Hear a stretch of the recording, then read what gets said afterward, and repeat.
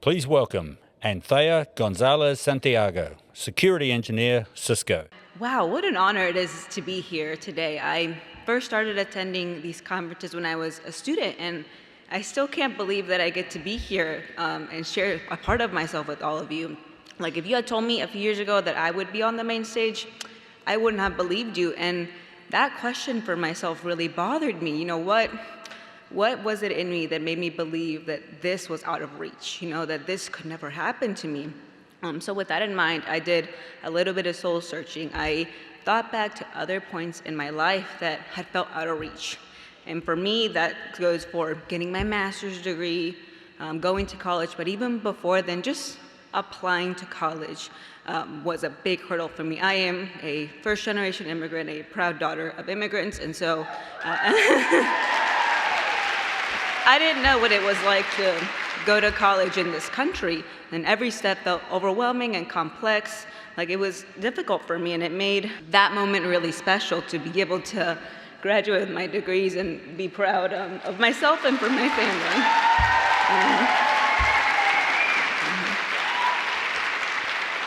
Let's see, but to get to this point, I remember feeling, lost and uncertain and trying to navigate a system that for me was really unfamiliar and intimidating, and it was scary. And unfortunately, this is also a sentiment that I've heard about women in this industry, women in this room, about what it can be like some days to work in cyber. Sometimes that experience of isolation and intimidation is the reality of what it's like to work in the industry, where it feels like we're constantly coming up against more challenges and more barriers. And there are days where this journey can feel very lonely. Not every day gets to be what I like to call the WiCyS day. So, just to lay it out there, I don't feel like that's talked about a lot. So back to my original question, what made me feel that I could not be here today? Why did I feel so alone? And at some point, it hit me, and that I could not see myself in these spaces. I didn't see, many people or many women who looked like me or had similar backgrounds or dreams taking, these paths. And it made it difficult for me to envision myself here. The statistics are clear. Women continue to be underrepresented in this field. And then, from there, I started thinking about, gosh, all the times that I was the only one. And for a few of you in the crowd, I've talked about this throughout the conference, of all the times where, I was the only woman, the only Latina, the only Mexicana, the only whatever. And this is an exhausting feeling, and there are times where I'm still going to be the only one, and I'm sure many of us in the room understands what it's like when, you're in a meeting or you're in a project and you look around and, you realize it's just you. And for me, these early experiences, made me question my place in the room and whether I truly belonged. But, for every one of these moments where I realized I was, the only one, I continue to make a choice, and it's a choice I'm going to continue to make, and that is, to keep on going, to push through. That if I don't see somebody that looks like me, then I had to create that representation that I needed so that other people can look up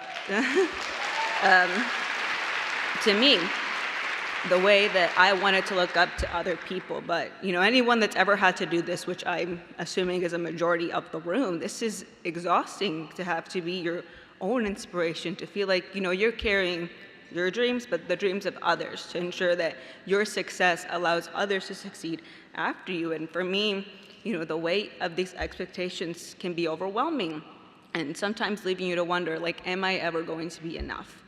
But with this in mind, I'm here to remind myself and all of you that we do bring, critical and diverse perspectives to this field. A lack of diversity isn't just a missed opportunity. It is a significant risk to any organization that wants to protect any asset. Like in a landscape like ours that's constantly evolving and adversaries are getting more and more sophisticated, it's crucial that we tackle problems from different perspectives. It's in this industry's best interest to actively push for DEI programs and initiatives to ensure that your room is filled with diverse people to tackle these hard problems. I argue that having a diverse representation is a vital part of effective risk management and ensuring that you are covering all your bases and ultimate lasting success. Now, eventually though, I did see someone who looked like me, and it changed my world completely. It led me to the role I have today with Cisco, where I can see myself growing into that technical leader. And for me, that representation, that reflection of who I could be was the spark that I needed. Being able to see someone with my background and my experiences validated my journey, but reinforced the belief I have in that power of representation, that power of all of you. And so increasing representation in this industry since then and forever from now, it's always going to be a priority for me. And I'm personally honored to be able to help with this mission through the WiCyS Latina affiliate. And I encourage all of you to find ways to do the same. Just like how security is everybody's responsibility, it's equally important that we all work to contribute to fostering that inclusive environment so that everybody can thrive. And I tell you all these things in hopes that you all realize something, that every one of you holds an immense power, and that together our collective strength can be absolutely extraordinary. Just imagine if everybody here, everybody online, everyone that couldn't make it to this conference, unite and create that representation that we all seek, and that by working together, yes, we can empower ourselves, but more importantly, we can lay that foundation for the next generation so that they can envision themselves in positions of influence and leadership, because that